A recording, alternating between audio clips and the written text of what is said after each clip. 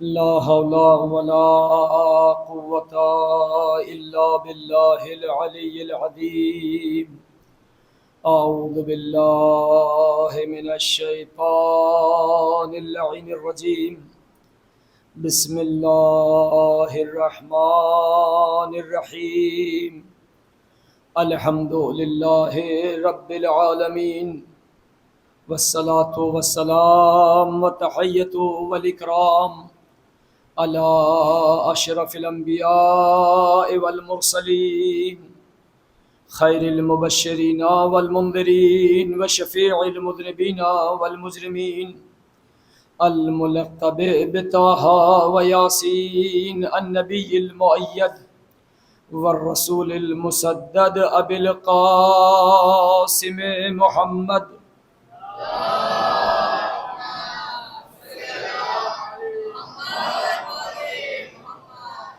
وآلہ الطیبین الطاہرین المعصومین المظلومین الذین اذھب اللہ عنہم الرجس وطہرہم تطہیرا.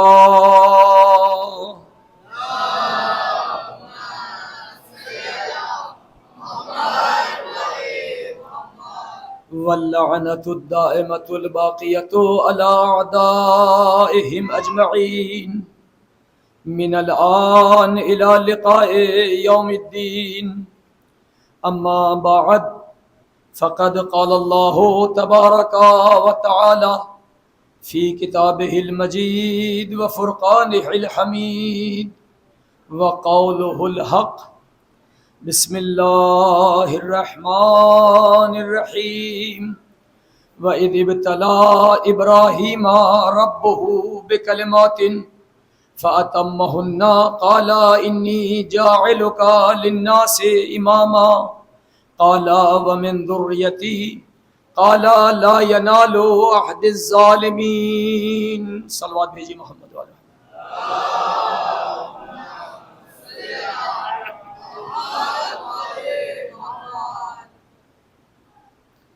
اگر زحمت نہ ہو تو ہم نے عرض کیا تھا کہ بہرحال ہم بلا فصل کے ماننے والے ہیں، لہذا یہ فاصلہ ختم کیجئے، صلوات پڑھتے ہوئے آگے آگے تشریف لے آئیے.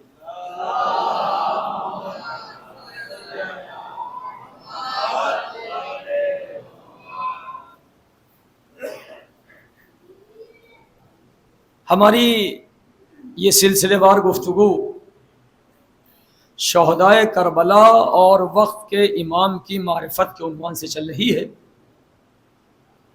بہرحال یہ عشرے سے باہر کی مجلس تھی، لیکن چونکہ عشرے کے دوران ہو رہی ہے تو مناسب نہیں سمجھا کہ موضوع سے ہٹا جائے.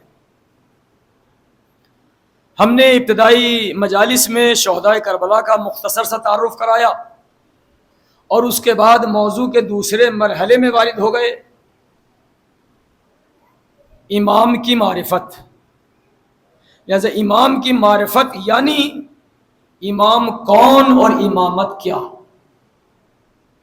امام کی معرفت جبھی ہوگی کہ جب ہم امامت کو سمجھیں اور پھر امام کو سمجھیں کہ امام کون. ہم نے اب تک بہت اختصار کے ساتھ جو امام اور امامت کے معیار بیان کیے وہ دو اب تک بیان کیے ہیں. ایک تو اسی آیت سے جس کو ہم نے سرنامہ کلام قرار دیا، لا ینال عہد الظالمین، یعنی امام کوئی ظالم نہیں ہو سکتا ہے، امامت کے لیے معصوم ہونا ضروری ہے. اور یہ فیصلہ کن گفتگو ہو گئی. ہم نے کہا کہ مسلمانوں کے درمیان ابتدائی دو حصے ہیں، ایک شیعہ ہے ایک غیر شیعہ. شیعہ لوگ اپنا امام مولا علی کو مانتا ہے اور غیر شیعہ دوسرے کو مانتے ہیں. دونوں کے درمیان تاریخ، اعتقادات، تفسیر قرآن ہر طرح سے سامنے رکھ کے دیکھیں کہ ان میں سے جو بھی امام ہو، جو بھی معصوم ہو، وہ امام ہے. تو ہم جس کو امام مانتے ہیں اس کے معصوم ہونے پر دلیل آیت تطہیر تھی، وہ بھی قرآن ہی سے ہے، کوئی ہم اپنی طرف سے نہیں. آیت تطہیر مولا علی کے معصوم ہونے پر دلیل ہے، تفصیلی گفتگو ہو چکی ہے، البتہ وہ بھی جتنی ہی اختصار کے ساتھ۔ دوسرا معیار تھا امامت و خلافت کا علم، جو کل کی گفتگو ہماری آخر تک پہنچی۔ دوسرا معیار، پہلا معیار عصمت، دوسرا معیار علم۔ اس پر دلیل کیا ہے؟ کہا دلیل آدم کے خلافت کے تعین کی۔ جب جناب آدم کو خلیفہ بنایا گیا تو فوراً فرشتوں اور آدم دونوں کو وَعَلَّمَ آدَمَ الْأَسْمَاءَ ثُمَّ عَرَضَهُمْ عَلَى الْمَلَائِكَةِ، یعنی علم کو معیار بنایا جا رہا ہے۔ اللہ نے آدم کو بھی تعلیم دی، وَعَرَضَهُمْ عَلَى الْمَلَائِكَةِ، اور وہی علم فرشتوں کے سامنے پیش کیا۔ فرشتوں نے کہا قالوا سبحانك لا علم لنا الا ما علمتنا، پروردگار ہمیں کچھ نہیں معلوم۔ یعنی مقابلے میں آدم کے مقابل شکست کھا گئے، اعتراف کر لیا خود۔ لہذا آدم کو خلیفہ بنایا گیا، معیار رہا علم۔ اس پر ہم نے مسلسل اور بھی آیات اور روایات سے استفادہ کیا۔ پھر دوسرا معیار اگر علم ہے تو اب مسلمانوں کے درمیان جو دو شخصیتیں ہیں، شیعہ عقیدے میں مولا علی اور ان کے عقیدے میں دوسرے، تو میدان علم میں بھی سامنے بٹھا لو۔ ادھر علی کے علم کے لیے قرآن اعلان کر رہا ہے من عنده علم الکتاب، جس کے پاس کتاب کا علم ہے۔ ہم نے ہر چیز کا علم امام مبین میں سمو دیا ہے، سورہ یاسین کی آیت ہے، مختلف آیات۔ اور میدان عمل میں جب مولا علی دنیا میں آئے تو خانہ کعبہ سے باہر نکلتے ہی قرآن کی تلاوت، زبور کی تلاوت، انجیل کی تلاوت، توریت کی تلاوت۔ جوانی کے مرحلوں میں قدم رکھا تو پیغمبر کلمہ پڑھتے ہوئے نظر آ رہے ہیں، انا مدینۃ العلم وعلی بابها، انا دار الحکمہ وعلی بابها، جگہ جگہ۔ اور آگے بڑھے تو خود مولا کائنات سلونی کا دعویٰ کرتے ہوئے نظر آ رہے ہیں۔ تو یہ علم کی تشخیص تھی۔ دوسرے جو علی کے مقابل پہ آئے سقیفہ سے، ان کے بارے میں بھی ہم اشارتاً بیان کر چکے۔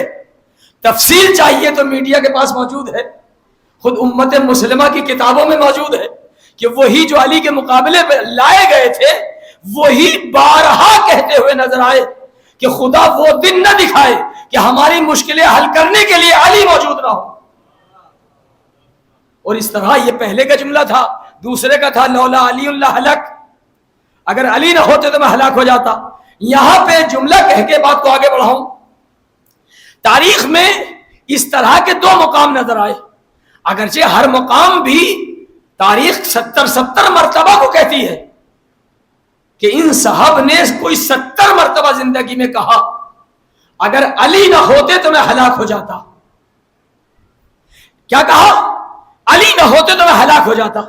ایک اور دوسرا مقام نظر آیا جس کے لیے رات ہم نے تذکرہ کیا تھا کہ ہمارا مذہب قرآن میں بھی ہے اور حدیث میں بھی ہے، لیکن دوسرے مذہب کہیں نظر نہیں آتے ہیں، یا شہروں سے منسوب ہیں یا افراد سے منسوب۔ ان میں پہلی شخصیت جو امام اعظم کے نام سے مشہور ہے، ایک دم سے ذہن میں تم ان کا عرض کر دوں، ان کا جملہ یہ ہے لولا السنتان لہلک النعمان۔ نعمان ان کا نام ہے، ابو حنیفہ کنیت ہے، نعمان بن ثابت، کہ اگر 2 سال نہ ہوتے جو ہم نے امام جعفر صادق سے تعلیم حاصل کی، ایک تو ٹائم بھی بتا دیا ہے کہ کوئی زیادہ پڑھے لکھے نہیں ہے، صرف 2 سال پڑھے۔ لولا السنتان، اگر 2 سال نہ ہوتے تو لہلک النعمان، تو یہ امام اعظم ہلاک ہو جاتے۔ ہمیں اس سے کوئی بحث نہیں ہے۔ جملے جو خود نے ادا کیے ہیں، ادھر بھی کہا لولا علی لہلک، اگر علی نہ ہوتے تو میں ہلاک ہو جاتا، علی نہ ہوتے تو میں ہلاک ہو جاتا۔ ادھر بھی کہا اگر یہ 2 سال نہ ہوتے تو میں ہلاک ہو جاتا۔ دونوں کی زبان پہ ہے ہلاکت۔ ادھر بھی اگر علی نہ ہوتے تو میں ہلاک ہو جاتا، ادھر بھی کہ اگر 2 سال نہ ہوتے تو ہلاک ہو جاتا۔ موت دو طرح کی ہوتی ہے، یا شہادت ہوتی ہے یا ہلاکت ہوتی ہے. دونوں کی زبان پہ ہلاکت آنا بتا رہا ہے کہ خود انتخاب کیا جا رہا ہے کہ ان کو موت کس طریقے کی آنی ہے. سلام بھیج دے محمد وال محمد.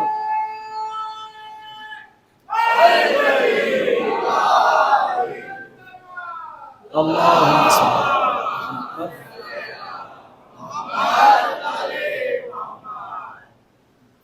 بہرحال یہ دو معیار خلافت و امامت کے بیان ہوئے.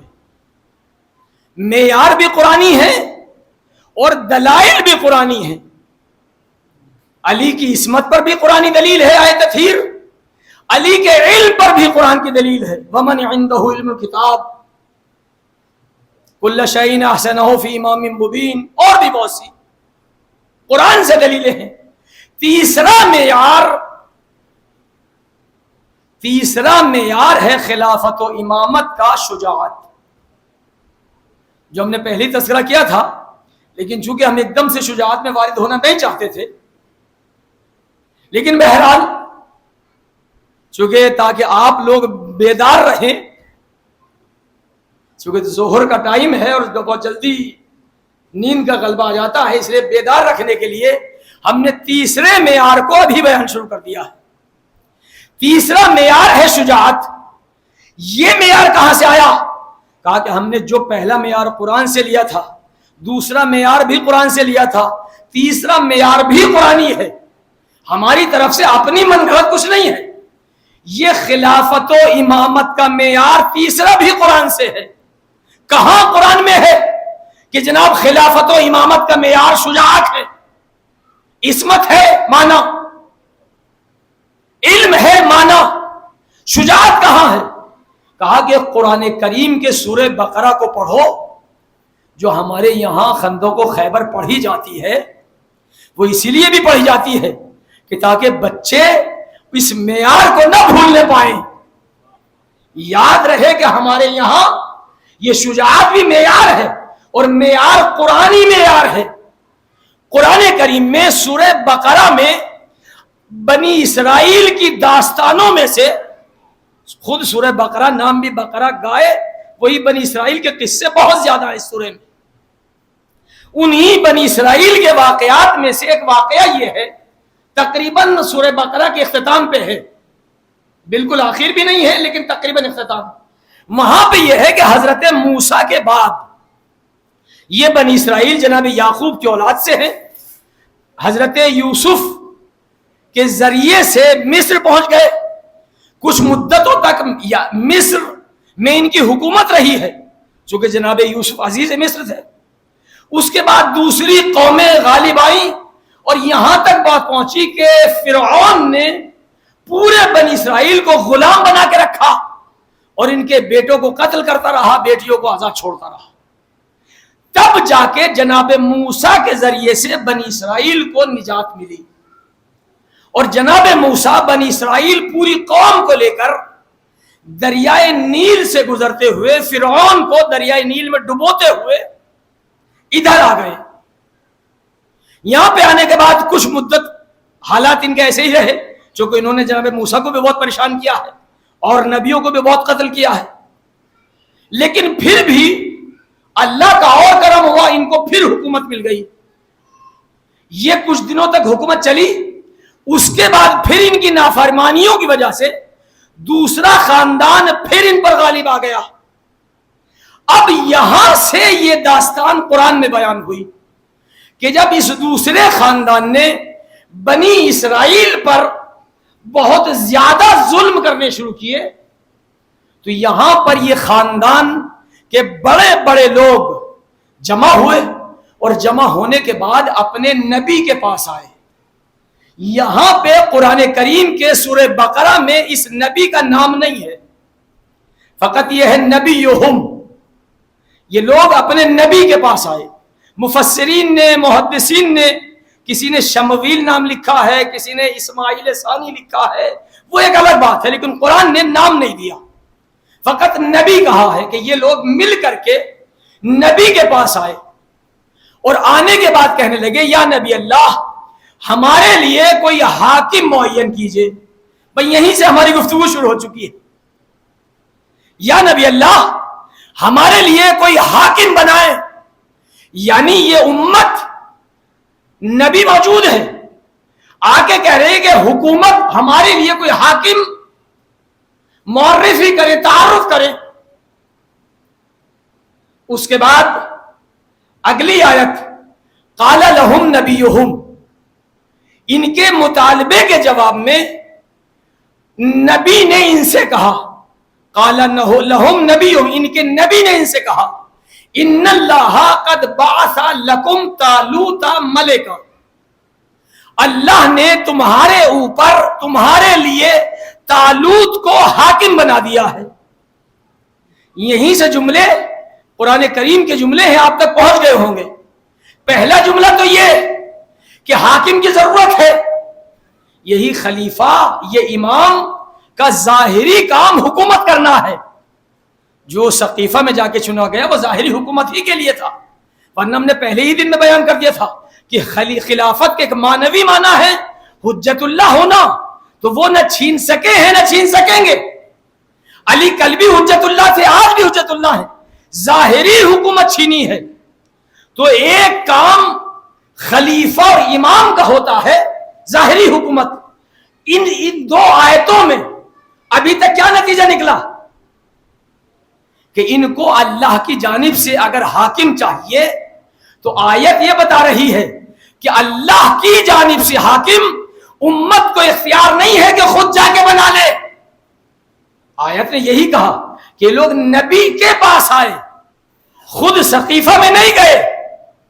یہ سقیفہ جیسی جگہ میں نبی کے پاس آئے اور کہا ہمارے لیے کوئی حاکم معین کرو. نبی نے کیا جواب دیا؟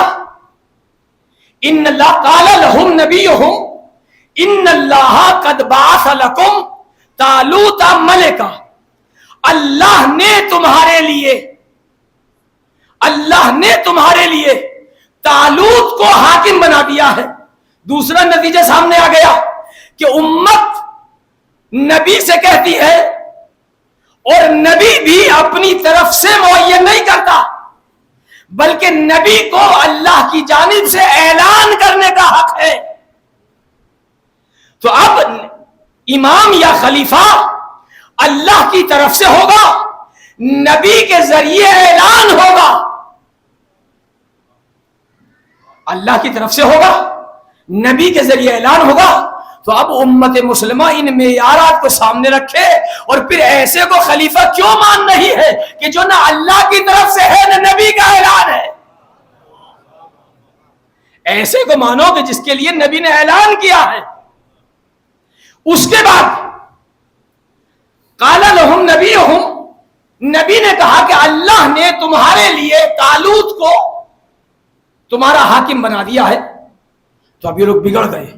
قالوا انا یکون لہ الملک, کیسے ہو سکتا ہے کہ طالوت ہم پر حاکم ہو, ہمارا حاکم ہو طالوت.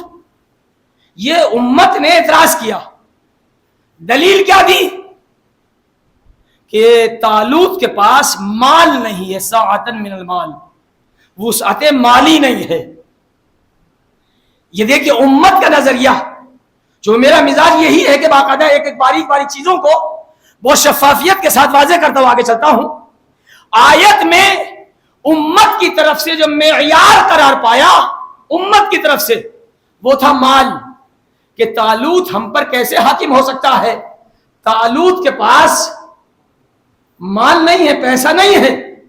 یعنی امت ذوق بتا رہی ہے کہ ہماری نظر میں جو غنی ہوتا ہے وہ خلیفہ ہوتا ہے.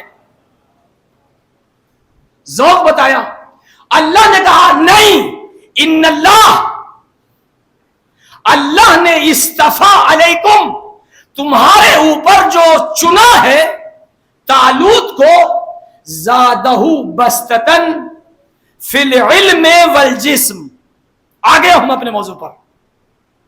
اللہ نے تیسرا معیار, نبی نے کہا کہ اللہ نے جو معیار بیان کیا ہے تمہارے لیے مال نہیں ہے, یہ تمہاری اپنی فکروں کا نتیجہ ہے کہ تم دیکھتے ہو کہ جو مالدار ہو وہی حاکم ہو سکتا ہے، جو مالدار ہو وہی لیڈر ہو سکتا ہے، جو مالدار ہو وہی امام ہو سکتا ہے۔ یہ فکر وہاں سے ہے جہاں غنی کو خلیفہ مان لیا جائے، لیکن اسلام کا معیار یہ نہیں ہے۔ اسلام کا معیار، اللہ نے طالوت کو چنا، زادہ بسطتن فی العلم والجسم۔ آگے ہوں تیسرا معیار، اللہ نے طالوت کو چنا ہے اور طالوت کو دو صفتیں عطا کی ہیں، زادہ بسطتن فی العلم، ایک تو علم کی قدرت دی ہے، جو دوسرا معیار کل تک ہم بیان کر چکے ہیں کہ تمام افراد میں جس کے پاس علم زیادہ ہو وہ خلیفہ یا امام بنتا ہے۔ دوسرا معیار بسطتن فی العلم والجسم، یہ تیسرا معیار ہے، جس کے پاس قدرت ہو، جسم، طاقت ہو، قدرت ہو، یہ معیار ہے۔ لہذا اب امت مسلمہ انہی دونوں معیار کو سامنے رکھیں۔ علم کی گفتگو ہو چکی ہے، اب جسم کی گفتگو، طاقت کی گفتگو، شجاعت کی گفتگو۔ تیسرا معیار اسلام میں یہ ہے کہ جناب خلیفہ یا امام وہ بنے گا جو سب سے زیادہ بہادر ہو، سب سے زیادہ شجاع ہو۔ آگے ہم معیار پر، تیسرا معیار شجاعت، بسطتن فی العلم والجسم، آیت قرآن کی ہے، معیار قرآن نے دیا ہے، جس کے پاس طاقت زیادہ ہو۔ لہذا اب امت مسلمہ تاریخ کو جمع کر لے اور تاریخ کی تمام جنگوں کو دیکھ لے جو رسول اکرم کی زندگی میں ہوئی ہیں، جہاں پہ دونوں افراد موجود رہے، علی بھی ہیں اور دوسرے بھی ہیں۔ جنگ اسلام کی ہمارے سامنے واضح ہے، معیار ہمیں قرآن نے دیا ہے کہ تیسرا معیار خلافت و امامت کا ہے شجاعت۔ یہی طالوت کے واقعے میں بسطتن فی العلم والجسم، شجاعت۔ لہذا اب تاریخ اسلام سامنے رکھیں اور بہت اشارے کرتے ہوئے میں گفتگو کو آگے بڑھاؤں۔ جنگ بدر میں کون گیا ہے؟ کس نے فتح حاصل کی ہے؟ بدر کے بعد احد ہوئی، احد میں ادھر جب ابو سفیان نے دیکھا جنگ بدر میں اس کے بڑے قریبی لوگ مارے گئے، بڑے قریبی لوگ، تو اب اس کی بیوی ہندا باقاعدہ کچھ خاص لوگوں کو کچھ خاص لالچ دے کر لے کر آئی، کچھ خاص لالچ، کہ تمہیں ایسے ایسے، عمرو بن عبدود کو خاص لالچ دیا تھا کہ ان تین میں سے کسی ایک کو بھی مار دو نا، یا محمد کو قتل کر دو، صلوات پڑھیے محمد والے محمد،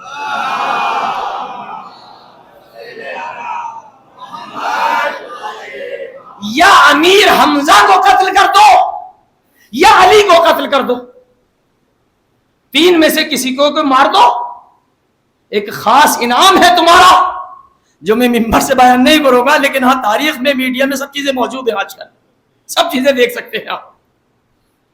اس انعام پہ یہ لشکر ایک ہی نہیں دو شکلوں میں آیا، ایک کی کمانڈری یا ابو سفیان کر رہے ہیں، دوسرے کی کمانڈری خالد بن ولید، پیغمبر کے مقابل۔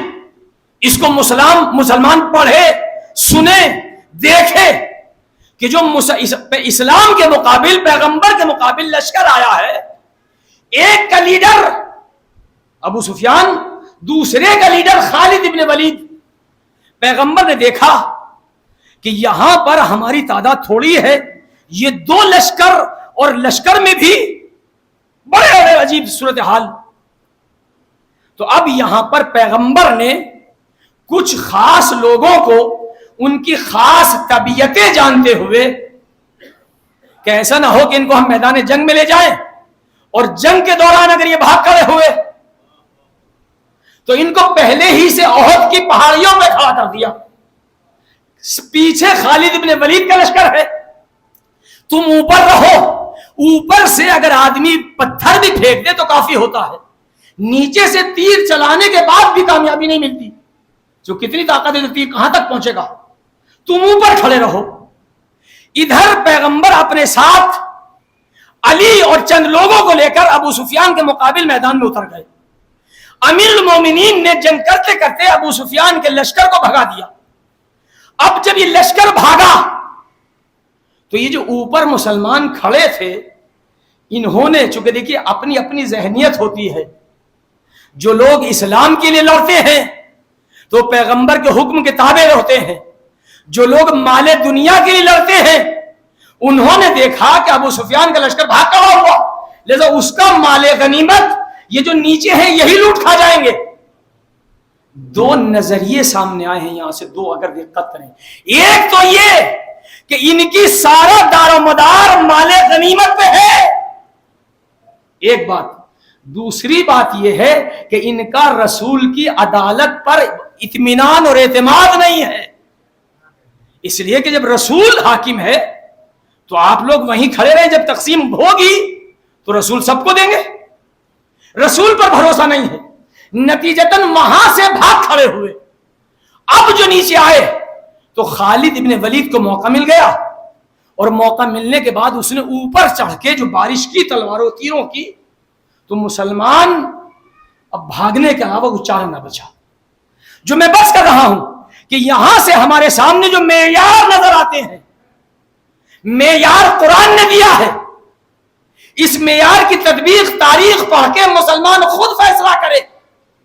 खालिद इब्ने वलीद ने जो ऊपर से तीरों की बारिश की तो मुसलमान या तो कत्ल होता चला गया, जिसमें अमीर हमजा जैसे शहीद हुए, या फिर भाग खड़ा हुआ, या कत्ल या भाग। फकत और फकत चंद लोग, यानी खुद उम्मत मुस्लिमा की तारीख कहती है ज्यादा से ज्यादा 8 लोग बचे हैं जो पैगंबर के करीब हैं और पैगंबर का काफिरों से हिफाजत कर रहे हैं। चारों तरफ से हमले हो रहे हैं, मौलाए कायनात मुकाबला भी कर रहे हैं और पैगंबर की हिफाजत भी। इस आलम में अली की तलवार टूटी, फौरन जिब्राइल आसमान से तलवार लाए, पैगंबर को दी, पैगंबर ने अली को दी। इसी का नाम है जुल्फकार। यहां पर तो अब ये चंद लोग पैगंबर के साथ, मुझे चूंकि तफसील नहीं पढ़नी है, फकत इशारे करने ताकि मेयार समझ में आ जाए। अब ये मुसलमान जो भागा था, इनकी अपनी जबानी तारीख में है कि हम, यहां पे एक जुमला और कह दूं, पैगंबर पर जब ये हमले शुरू हुए और पैगंबर ने देखा कि मुसलमान भाग रहा है, तो पैगंबर ने आवाज दी कि मुसलमानों इधर आओ, मैं जिंदा हूं। ये तारीख ने लिखा, पैगंबर चीख मार मार के शोर मचा, आवाज दे रहे हैं, आओ मैं जिंदा हूं। एक आवाज और गूंजी, कद कुतिला मोहम्मद। ये तारीख ने लिखा कि शैतान की आवाज थी। शैतान इनके पैर उखाड़ना चाहता था कि जब ये शोर मच जाएगा कि मोहम्मद कत्ल हो गए, तो जो जम के लड़ रहा है वो भी भाग खड़ा होगा। तो मुसलमान दो आवाजें सुनी और दो हिस्सों में बटे। मिसाल छोटी सी, खुदा ना करे अभी अगर बाहर से शोर की आवाज आ जाए, खुदा ना करे कोई लड़ाई झगड़ा है कुछ यूं ही, तो यहां से अगर मजमा अगरचे जाएगा नहीं, अगर जाने लगे तो हर मजमे में से हर फर्द उस आवाज की तरफ बढ़ेगा जो उसके करीबी हो, जिससे मानूस हो, जो उसके किसी करीब की आवाज हो। ओहद के मैदान में दो आवाजें गूंजी, एक शैतान की आवाज, एक पैगंबर की आवाज। जो पैगंबर के करीब थे वो पैगंबर के करीब आ गए, जो शैतान के करीबी थे वो भागते चले गए। सलाम भेज दे मोहम्मद वाले मोहम्मद पर।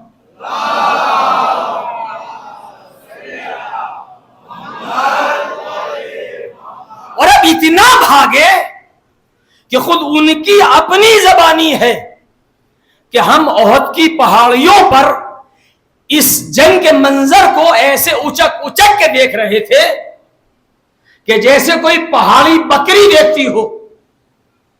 यहीं तक नहीं, अगला जुमला, जंग के बाद इनमें से बाजा इतना भागा کہ جب واپس آیا ہے تو کم سے کم 3 دن ورنہ 8 دن بھی ملتے ہیں.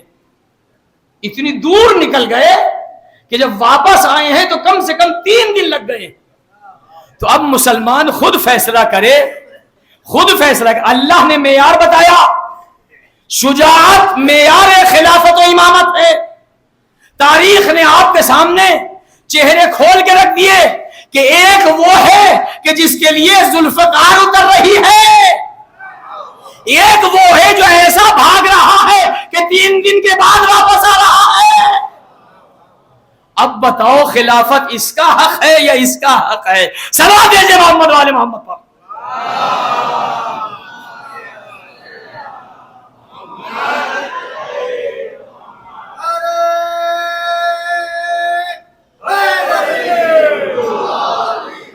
یہ ایک رخ. دوسرا رخ اس سے آگے دیکھیں، چونکہ معیار شجاعت ہے. ہم نے عرض کر دیا کہ مسلمانوں کے درمیان 2 خلیفہ، ایک شیعوں کا خلیفہ ہے جس کو شیعہ عقیدہ رکھتے ہیں کہ غدیر میں رسول نے معین کیا اللہ کی جانب سے، مولا علی. ایک وہ جس کو مسلمانوں نے بنایا سقیفہ میں. ان دونوں کے درمیان تیسرا معیار شجاعت ہے. جنگ احد کا اشارہ ہم نے کر دیا. اگلی جنگ ہے جنگ خندق. بدر کے بعد احد، احد کے بعد خندق. خندق میں یہی وہ لالچ جس کا میں نے تذکرہ کیا، عمرو ابن عبدود کو لالچ دے کے لایا گیا، اور لانے کے بعد پیغمبر نے اپنے مسلمانوں کے مشورے سے، جن میں سلمان فارسی سب سے آگے ہیں، مدینے کے چاروں طرف ایک خندق کھدوا دی. اسی وجہ سے جنگ کا نام رکھا گیا خندق، ورنہ اس کا دوسرا نام ہے جنگ احزاب. اور یہ احزاب خود اسی نام سے قرآن کا ایک سورہ بھی ہے، اسی وجہ سے کہ اس مرتبہ ہار کھا کے ابو سفیان پورے عرب کی سارے لشکروں کو لے کر آیا تھا. احزاب حزب کی جمع ہے، حزب یعنی پارٹی یعنی لشکر. سارے لشکروں کو لے کر آیا ہے، جتنا بھی ہو سکے، جہاں تک بھی ہو سکے. یہ سارے لشکر جمع ہوئے ہیں، مدینہ کا محاصرہ کیا. آگے بڑھ کے دیکھا تو خندق کھدی ہوئی ہے، اور اس میں کہیں کہیں پانی چھوڑ دیا گیا ہے اور کہیں کہیں آگ لگا دی گئی ہے تاکہ کافر خندق پار کر کے اندر نہ جائے. پیغمبر مدینے میں ہیں. ایک مدینے سے باہر نکل کے وہیں اندر شہری میں، اس دور کا جو بھی شہر ہے، آپ نے خیمہ نصب کیا، صحابہ کو بلایا اور وہاں پہ سب کو بٹھا لیا تاکہ ہم باہر سے دیکھتے رہیں کہ کوئی خندق پار کر کے تو نہیں آ رہا. ابھی وہاں سے یہی عمرو ابن عبدود گھوڑے کو کدا کر کے خندق سے پار کر گیا، اور آنے کے بعد پیغمبر کے خیمے سے اپنے نیزے کی نوک بڑھانے کے بعد پیغمبر کے خیمے میں آواز دے کے کہتا ہے، محمد بھیج میرے مقابل اگر کوئی ہو کافروں کی طرف سے. اب یہاں پہ آپ بتائیں، مسلمانوں کے دونوں کینڈیڈیٹ موجود ہیں، شیعوں کا امام بھی، مسلمانوں کا خلیفہ بھی، شیعوں کا خلیفہ بھی، دونوں موجود ہیں پیغمبر کے خیمے میں. قرآن نے معیار بیان کیا ہے شجاعت، دونوں موجود. تو جب پیغمبر نے اس ملعون کی وہ آواز سنی تو پیغمبر جو کبھی غصہ نہیں ہوتے، جو رحمت للعالمین ہے، تیور بدلے اور کہا من لہذا الکلب، اس کتے کے مقابل کون جائے گا. ادھر کے بھی تیور بدلے ہیں، ادھر کے بھی تیور، کون جائے گا کتے کے مقابل. تو یہاں سے وہی کھڑا ہوا جو ہمیشہ کھڑا ہوتا تھا. چھوٹی سی عمر ہے، ابھی جوانی کی منزل میں ہے، زیادہ سے زیادہ 22-23 سال کی عمر ہے. یہاں پہ کھڑی، انا یا رسول اللہ، یا رسول اللہ میں جاؤں گا. آپ بیٹھ جاؤ. یا رسول اللہ آپ تو اتنے غصے سے کہہ رہے ہیں کون جائے گا، اگر کوئی ایک کھڑا ہو گیا ہے تو اسی کو غنیمت سمجھو.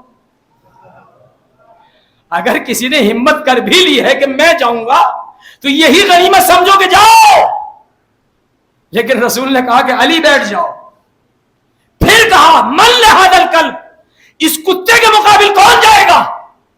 یعنی مقصد یہ ہے کہ پیغمبر علی کو بٹھا نہیں رہے ہیں بلکہ دوسروں کی اوقات دکھا رہے ہیں. یہ نہیں کہ علی کو بٹھایا جا رہا، نہیں، کہ اگر علی پہلے ہی مرحلے میں بھیج دیے جاتے تو یا تو یہ خود کہتے یا ان کے ماننے والے کہتے میں علی نے موقع ہی کہاں دیا ہے، علی تھوڑا صبر کرتے پھر ہم جاتے، علی نے موقع ہی کہاں دیا ہے، جیسے ہی پیغمبر نے کہا فوراً کھڑے ہو گئے۔ تو پیغمبر علی کو بٹھا نہیں رہے، ان کی اوقات دکھا رہے ہیں کہ اگر جرأت ہے تو آؤ۔ تو ہم نے جرأت دوسری شکل میں دیکھی، جب پیغمبر نے پھر تیسری مرتبہ للکارا کوئی ہے، تو دیکھا کہ انہی میں سے ایک اس طرح چھپ کے کانا پھوسی کر رہا تھا، انہی میں سے کہہ رہا تھا کہ میں فلاں سفر پہ گیا ہوا تھا، وہاں سے مکے واپس آ رہا تھا، ہمارے اوپر 1000 چوروں نے حملہ کیا، 1000 چوروں نے حملہ کیا۔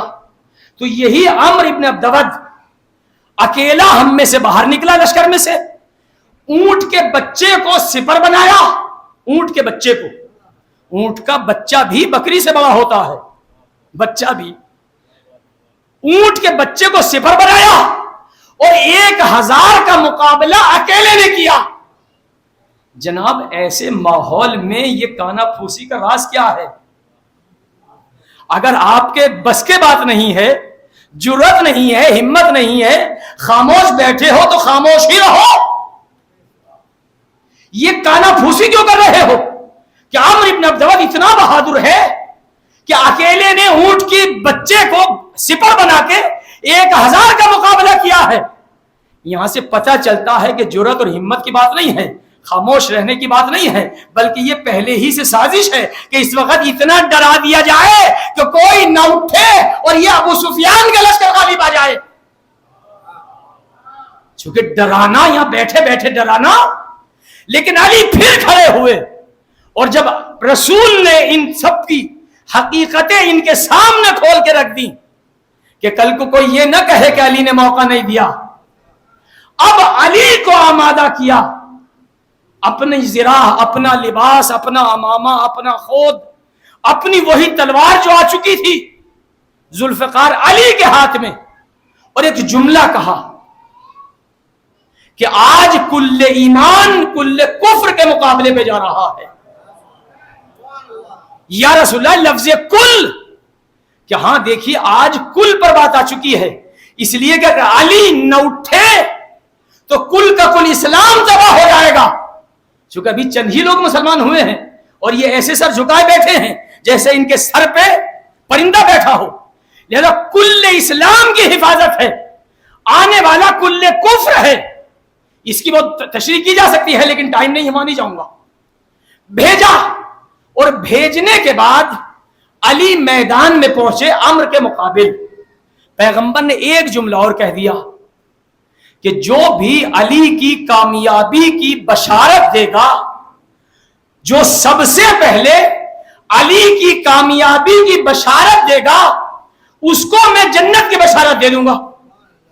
اب ظاہر ہے فری میں جنت ڈھونڈنے والے، فری میں جنت حاصل کرنے والے ایسا موقع کبھی بھی حاصل نہیں جانے دیں گے، لہذا فوراً علی کے پیچھے پیچھے جا کے وہاں میدان کا چاروں طرف محاصرہ کر لیا۔ امیر المومنین کی جنگ ہوئی، جنگ بھی نہیں پڑھنی ہے، فقط ایک جملہ اور گفتگو کو آگے بڑھانا۔ جب امیر المومنین نے عمرو ابن عبدود کو قتل کر دیا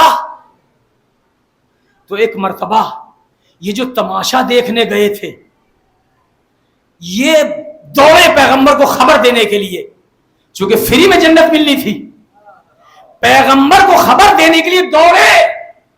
اب خود اندازہ لگائیں جس کی دوڑ جتنی زیادہ ہوگی، جنگ احد میں آپ نے دیکھا تھا جس کی دوڑ سب سے زیادہ ہو وہ سب سے آگے۔ سلمان گئے ہی نہیں تھے، سلمان فارسی دیکھنے نہیں گئے تھے، وہ وہیں خیمے میں بیٹھے رہ گئے۔ انہوں نے خیمے کے دروازے دیکھا کہ مسلمان بڑی تیزی سے دوڑا چلا رہا ہے، بڑی تیزی سے دوڑ رہا ہے۔ ایک مرتبہ سلمان نے ان کو دوڑتے ہوئے دیکھا، اندر حجرے میں خیمے میں رک کر کے کہا یا رسول اللہ بھائی کی فتح مبارک ہو۔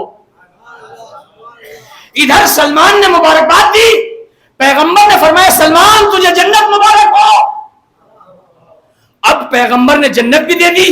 یہ مسلمان جو ہانپتا کانپتا آ رہا تھا, دوڑ کے آ رہا تھا, اس نے آ کے جلدی جلدی خیمے کا پردہ ہٹا کے یا رسول اللہ, دیکھو کبھی دوڑ کا جو مسابقہ مقابلہ ہوتا ہے, اب تو ظاہر ہے دنیا میں انٹرنیشنل پیمانے پہ دوڑ کا مقابلہ ہوتا ہے, تو جو جیتتا ہے اس کی بھی حالت خراب ہوتی ہے, کتنی تیزی سے دوڑ کے آتا ہے.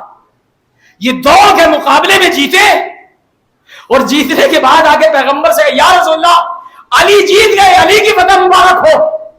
پیغمبر خاموش. اب یہ گھبرا کے کہنے لگا پیغمبر نے وعدہ کیا تھا کہ جو سب سے پہلے خبر دے گا اس کو جنت کی بشارت, یا رسول اللہ بھائی کی فتح مبارک ہو. پیغمبر خاموش.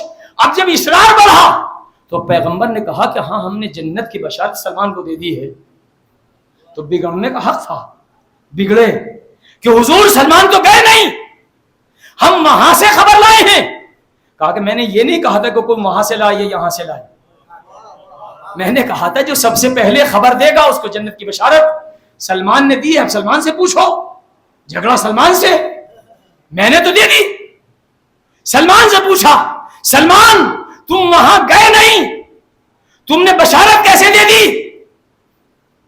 کہا کہ میں نے اتنی سی دیر بھی جو تمہارے بھاگ کے دیکھنے کے بعد بشارت دی ہے, پیغمبر کو خبر دی ہے, یہ بھی فقط اس لیے تھی تاکہ پوری فتح حاصل ہو جائے, علی اس کو قتل کر دے تب میں بشارت دوں, ورنہ مجھے تو پیغمبر کی زبان سے نکلے ہوئے الفاظ ہی پر یقین تھا کہ جو علی کی فتح کی خبر دے گا. میں نے تبھی سمجھ لیا تھا کہ اب کچھ بھی ہو جائے, چونکہ پیغمبر کی زبان سے نکلا ہے فتح علی کو ہونی ہے.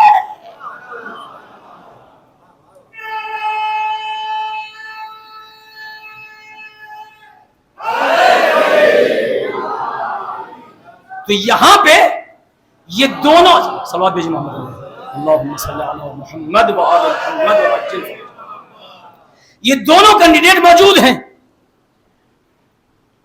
شیعوں کے مولا بھی اور مسلمانوں کے خلیفہ بھی.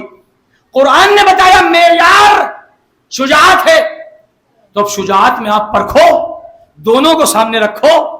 تیسرا مرحلہ خیبر کا ہے.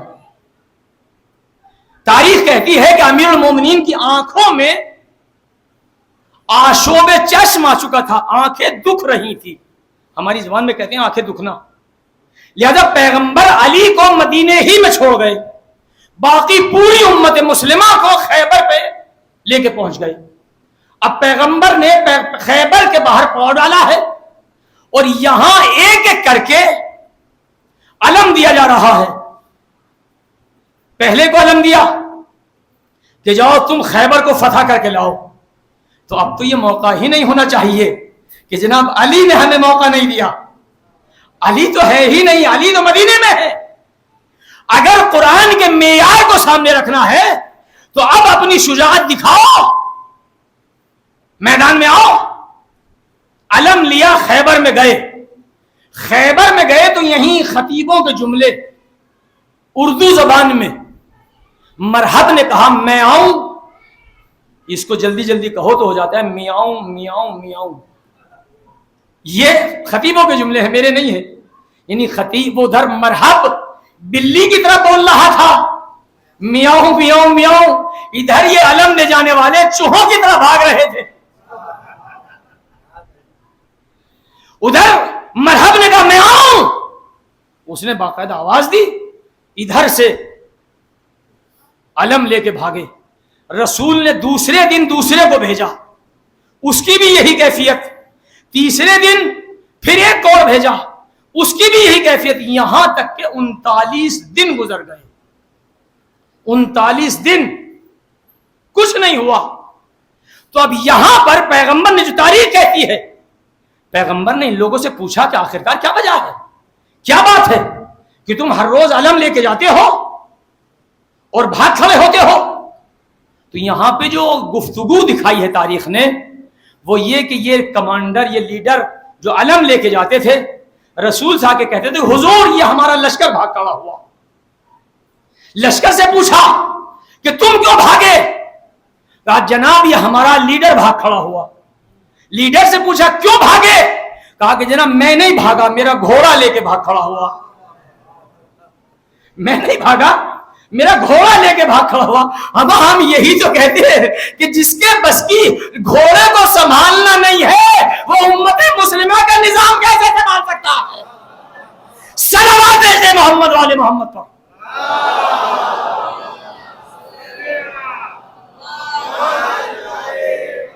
شجاعت معیار. اب جب 39 دن گزر گئے تو حکم الہی سے پیغمبر نے ناد علی پڑھی. ناد علی مظہر العجائب, اے رسول علی کو آواز دو. ادھر علی کے کانوں میں آواز پہنچی, ادھر علی مدینے سے خیبر کی طرف بڑھے. خیبر کی طرف بڑھے, لیکن یہ اگلے دن کا واقعہ ہے. اس سے ایک رات پہلے جب پیغمبر نے ان سے پوچھا تھا وجہ ساری, تو اب کل کے لیے خود ہی اعلان کر دیا تھا کہ کل میں علم اس کو دوں گا جو کرار ہوگا, غیر فرار ہوگا, اللہ اس سے محبت کرتا ہوگا اللہ رسول, اور وہ اللہ رسول سے محبت کرتا ہوگا.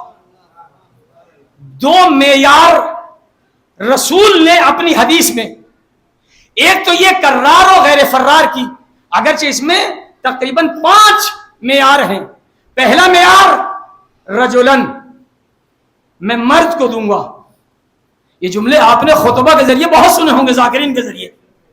پیغمبر نے کہا میں علم کل مرد کو دوں گا, یعنی یہاں سے یہ سارا مسلمان پیغمبر کی زبانی سن رہا ہے کہ مرد کو دوں گا, مرد کو دوں گا. پلٹ کے اپنے گریبان میں نہیں جھانک رہا ہے کہ کیا وجہ ہے. رسول اعلان دے کل میں علم مرد کو دوں گا. دوسری صفت کرار کو دوں گا, غیر فرار کو دوں گا.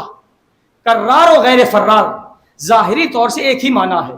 کرار یعنی جم کے لڑنے والا, کرار جم کے لڑنے والا. غیر فرار نہ بھاگنے والا. تو جو جنگ کے لڑتا ہے وہ بھاگتا نہیں ہے, اور جو بھاگتا نہیں ہے وہ کرار ہوتا ہے. کیا وجہ ہے کہ جو پیغمبر نے دونوں جملے کرار بھی غیر فرار بھی کہا کہ یہ عربی ادب کا خاص نقطہ ہے, عربی ادب کا, کہ جب صفت غیر کے ذریعے لائی جائے تو معنی تھوڑے سے بدل جاتے ہیں. دلیل کا قرآن کریم میں ہے بتوں کے بارے میں, اموات غیر احیاء. بتوں کی صفت قرآن میں آئی ہے. اللہ نے کہا یہ بت اموات مردہ ہیں, غیر احیاء زندہ نہیں ہیں. پروردگار جب کہہ دیا ہے کہ اموات مردہ ہیں تو پھر یہ زندہ نہیں ہے کا مطلب کیا ہے؟ کہا کہ جب غیر سے صفت لائی جائے, غیر احیاء, تو معنی بدل جائیں گے. معنی یہ ہوں گے اموات یہ مردہ ہیں, غیر احیاء زندہ نہیں. ترجمہ یہ ہوگا کہ یہ ایسے مردہ ہیں کہ جو نہ کبھی پہلے زندہ تھے, نہ آج زندہ ہیں, نہ قیامت تک زندہ ہوں گے. جب صفت غیر کے ذریعے لائی جائے تو معنی ہمیشگی کے آ جاتے ہیں. اموات غیر احیاء, مردہ ہیں زندہ نہیں ہے, یعنی ایسے مردہ ہیں کہ نہ کبھی پہلے زندہ تھے, نہ آج زندہ ہے, نہ قیامت تک زندہ ہوں گے. اب سمجھے رسول نے خیبر میں فقط کرار کیوں نہ کہا, کہا کرار غیر فرار. اگر کرار کہتے تو لوگ کہتے ہاں آج نہیں بھاگیں گے. پیغمبر نے کہا غیر فرار, یہ نہ کل بھاگا تھا, نہ آج بھاگے گا, نہ قیامت تک. صلوات بھیجتے محمد والے محمد پر.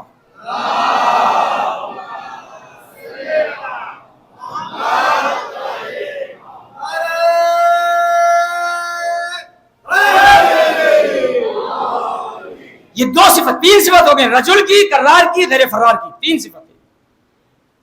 چوتھی صفت ہے کہ اللہ اور رسول اس کو دوست رکھتے ہوں گے, اور 5ویں صفت ہے یہ اللہ اور رسول کو دوست رکھتا ہوگا. اب یہ علی کو علم ملا, یعنی کیا, یعنی اس سے پہلے جو بھی گئے ان میں 5 کی 5 صفت نہیں تھی. علی کو علم ملا کیسے؟ اب ادھر علی 44ویں دن مدینے سے آئے، آنے کے بعد دیکھا کہ علی کی آنکھیں دکھ رہی ہیں۔ تاریخ کہتی ہے کہ پیغمبر نے لعاب دہن لیا، لعاب دہن لے کے علی کی آنکھوں پہ لگایا، علی کی آنکھوں پہ لگایا، علی کی آنکھیں شفایاب ہو گئیں، صحیح ہو گئیں بالکل۔ اور پھر تاریخ میں کہیں نہیں ملا کہ پھر دوبارہ کبھی دکھی ہو۔ رسول کا لعاب دہن علی کی آنکھوں پہ لگا، شفا مل گئی۔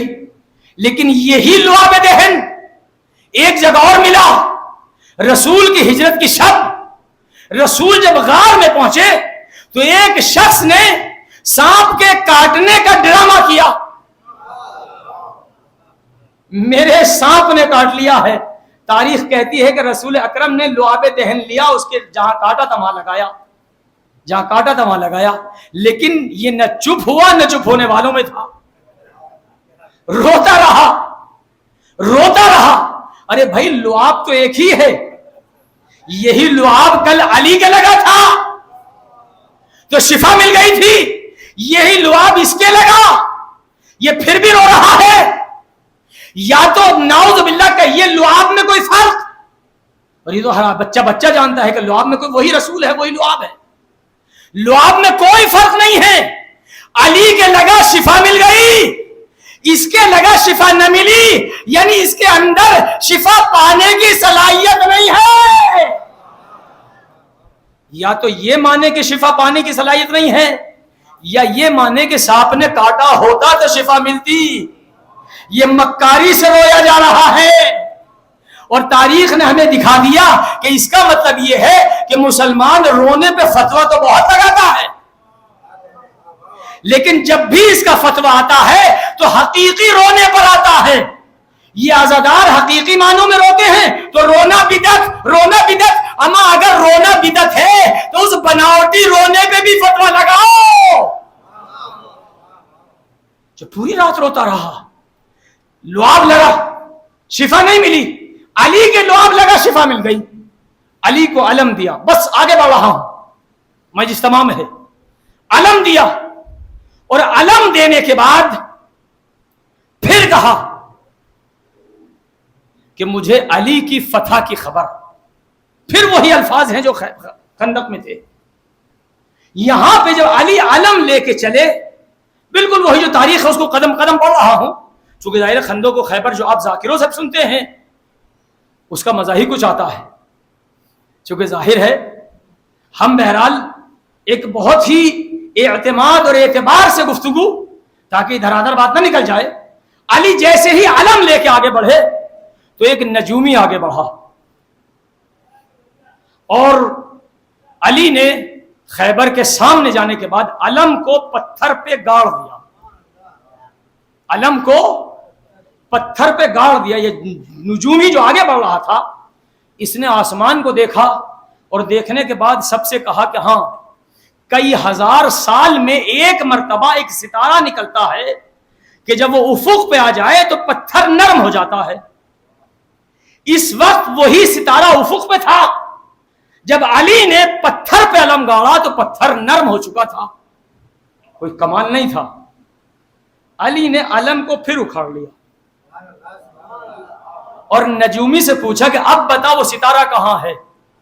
کہا ستارہ تو وہ ہزاروں کلومیٹر کی دوری پہ جا چکا ہے، چونکہ ستارے چاند ستارے گھومتے ہیں، گردش میں ہیں ہزاروں کے۔ کہا اب دوبارہ کب آئے گا؟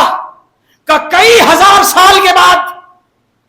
اب تو اس کو بھی یقین ہو گیا کہ اب ستارہ کئی ہزار سال کے بعد آئے گا۔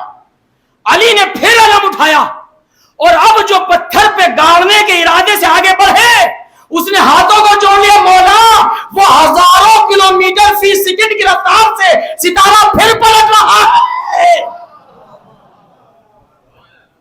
اب سمجھے کہ ستارے کا ڈوڑی پہ اترنا، چاند کا پلٹنا، یہاں نجومی خود اعتراف کر رہا ہے کہ یہ ارادہ کرے، چاند و سورج ان کی مشیت کے مطابق چلتے ہیں۔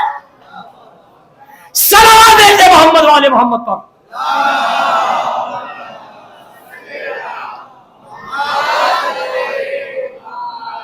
اب علی اور آگے بڑھے، اور یا علی آگے بڑھے اور بڑھنے کے بعد خیبر کا وہ دروازہ کہ جس کو 40 پہلوان بند کرتے تھے اور کھولتے تھے، پتھر کا بنا ہوا بہت بڑا،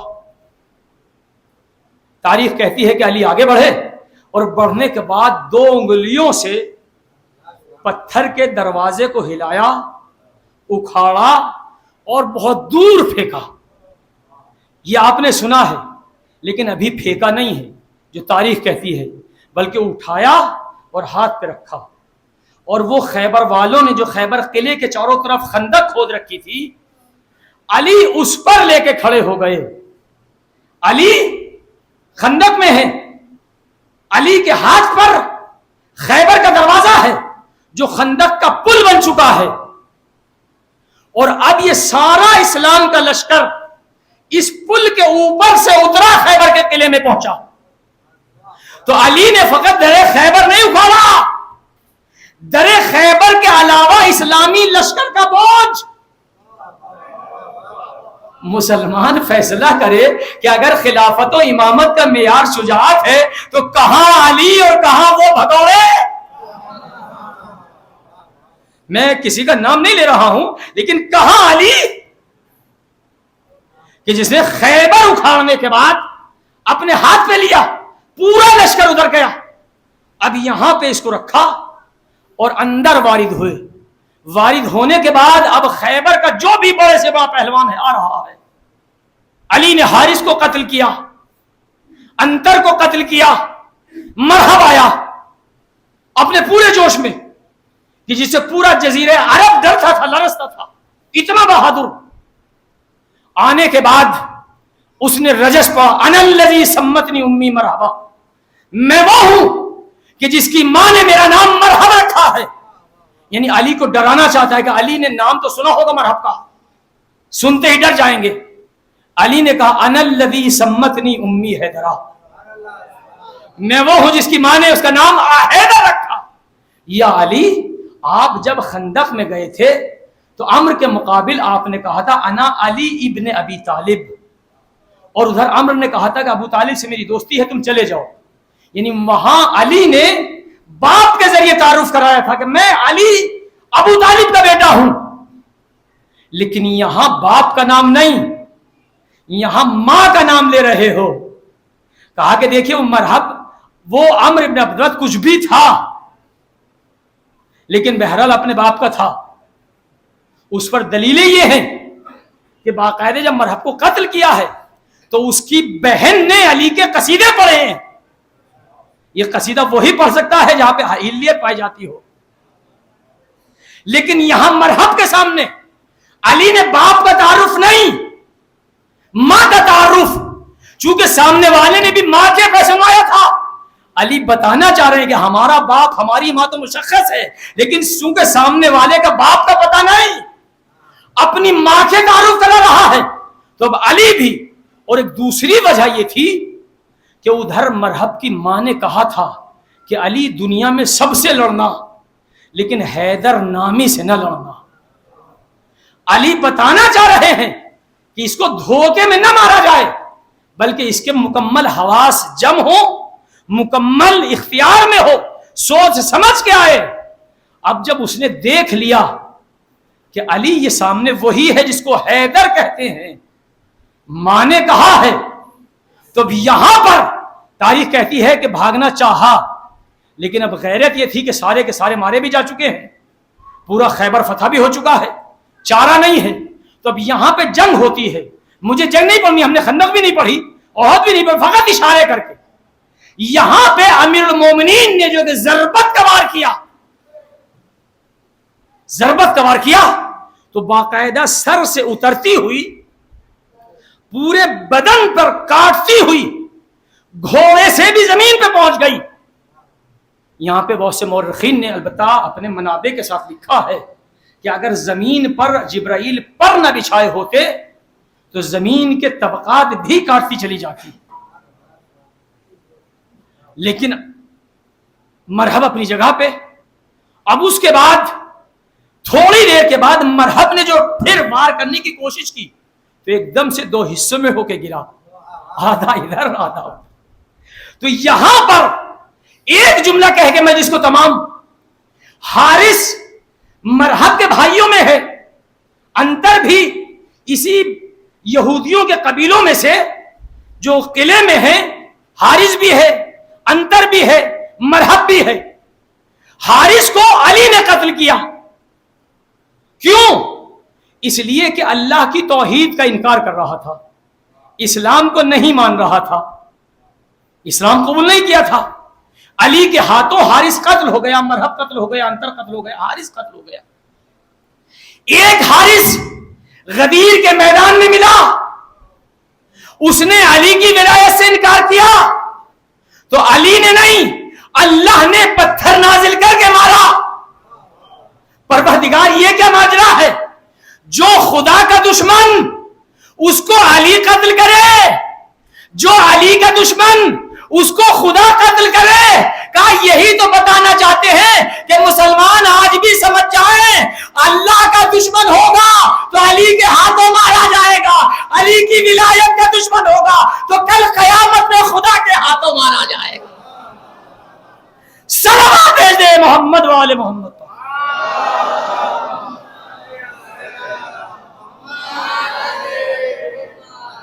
یہ معیار آیا، خلافت و امامت کا معیار ہے شجاعت۔ تو مسلمانوں کے سامنے ہم نے دونوں افراد کو سامنے رکھ دیا، ایک طرف مولا علی بھی ہیں ساری جنگوں میں، اور ایک طرف وہ بھی ہیں ان تمام جنگوں میں۔ اب مسلمان خود فیصلہ کرے کہ اگر خلافت و امامت کا معیار قرآن کی نظر میں شجاعت ہے تو آپ کس کو مانو گے؟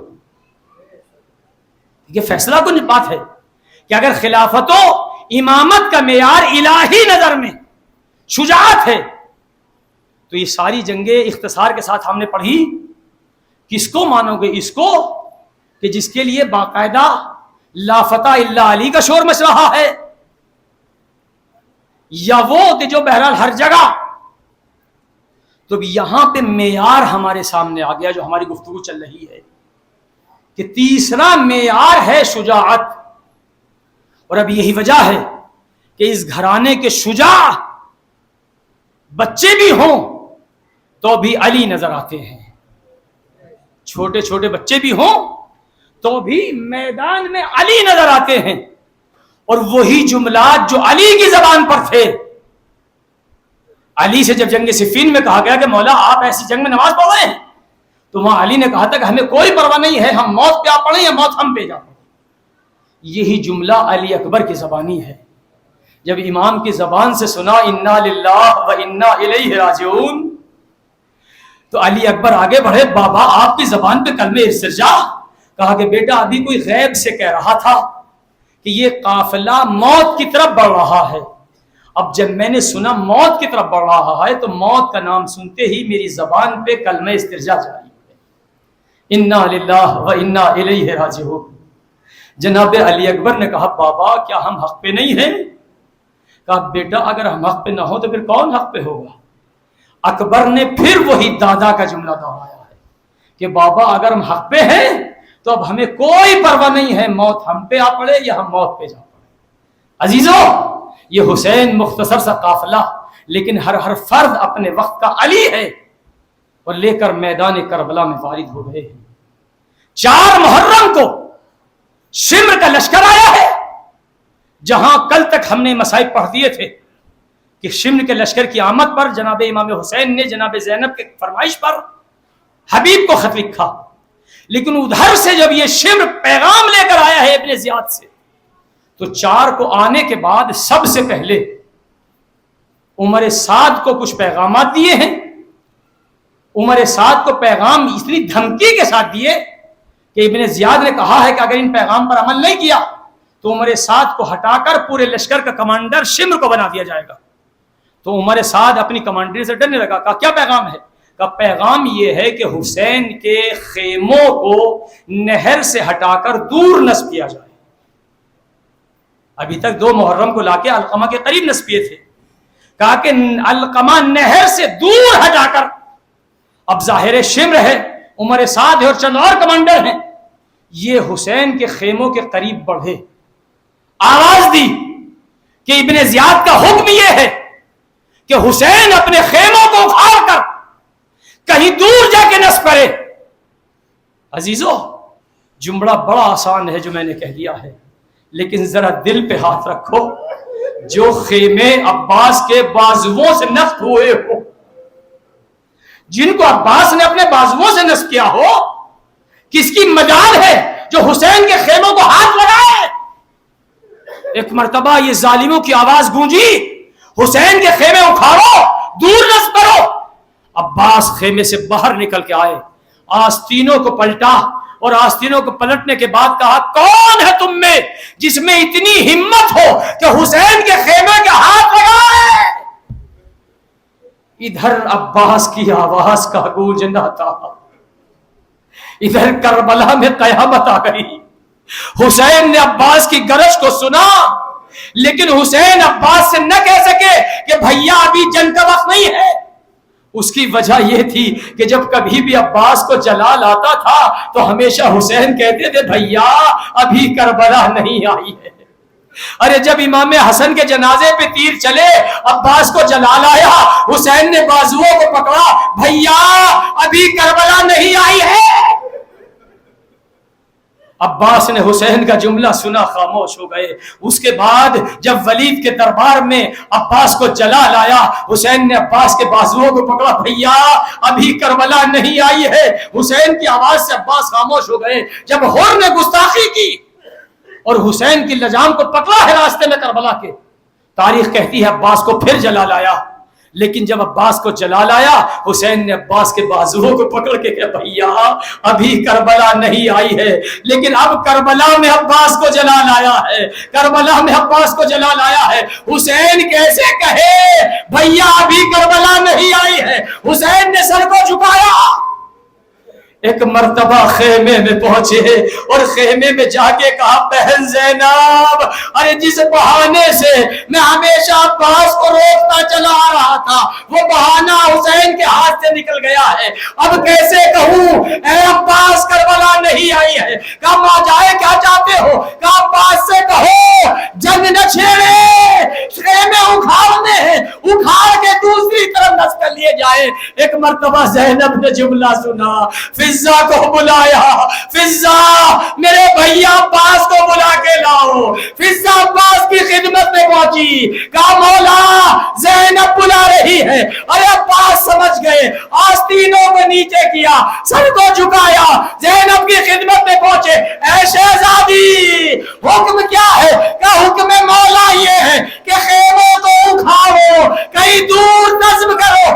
عباس مجبور، جن بازوؤں سے خیمے نصب کیے تھے انہی بازوؤں سے عباس خیموں کو اکھاڑ.